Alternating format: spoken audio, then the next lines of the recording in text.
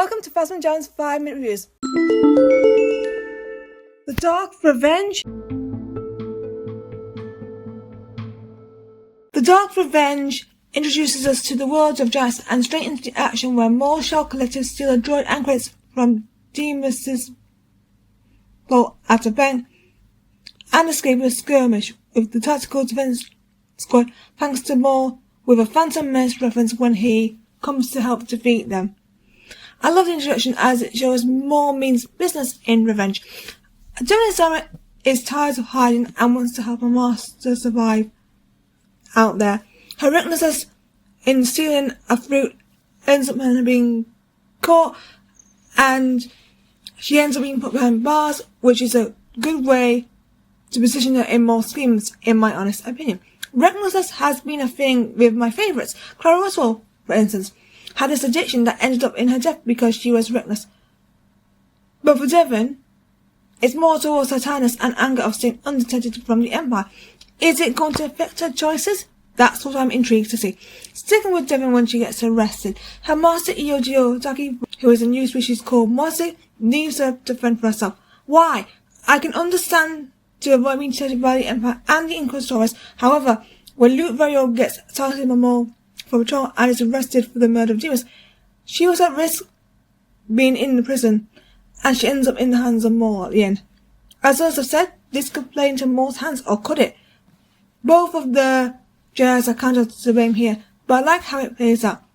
Let's get into the Maul vs. Criminal Cartel. Battle of the Divas, yes. Maul is a master manipulator and ends up causing trouble between Mr. Demus and Luke Vario, who is a wimp, if I'm honest, but a good threat as he takes on Demus and ends up murdering him unexpectedly.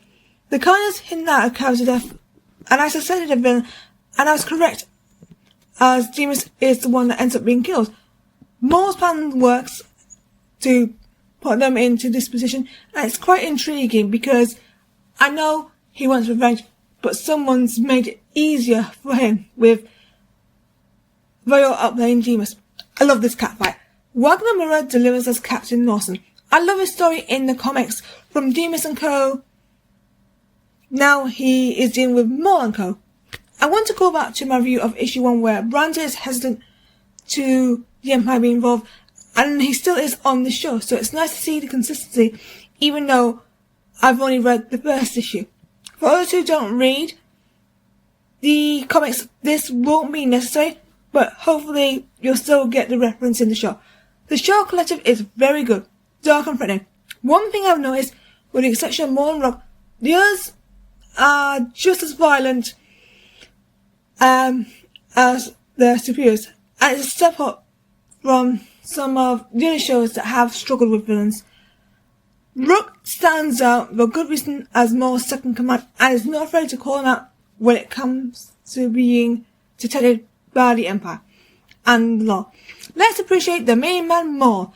I like they went straight to it, and his revenge, which is one of the highlights of the series for me. His actions have already caused the death of Loomis when Luke outplays him, impressed him for just a moment before he goes back to his anger on Luke and want him to pay the price for his betrayal. Maul needs an apprentice, so in a way he needs a weapon, and the apprentice is the perfect opportunity. And he wants Devon, so he knows that she could be useful to take down Darth Sidious. I like that he senses Devon throughout the episode as he knows she could be instrumental to his plans, but he's still trying to stick to the shadows for now. The action is octane and doesn't shy away from all that, and I love it. Same thing with the animation, as it's so cool. The colours are strong as ever with the music, which is a good thing if we're getting them back for Ahsoka Series 2. Their stand-up piece here is their version of Jewel of the Fates, which is used as a callback to Maul's big moment in The Phantom Menace, a well-used Easter egg. The ending is dark, and we see Maul and Devon encounter each other for the first time as he frees her into his custody. There's so much violence with Maul sparing Miranda as he attempts to get his revenge on Luke, but he spares him as Luke could be useful. How long will this last? Also, I gotta say, Devon seeing Maul in the Mason is still an important moment, as this could be foreshadowing. A great start to the show with room to grow and development for a lot of characters here, and there will be more characters to come. Good start, more Charlotte.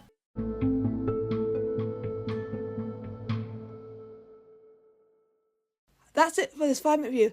Please like this review and subscribe to the podcast channel to keep up to date with all the latest content. Thank you for listening to Rosamund Jams, and I'll see you next time. Goodbye, everyone.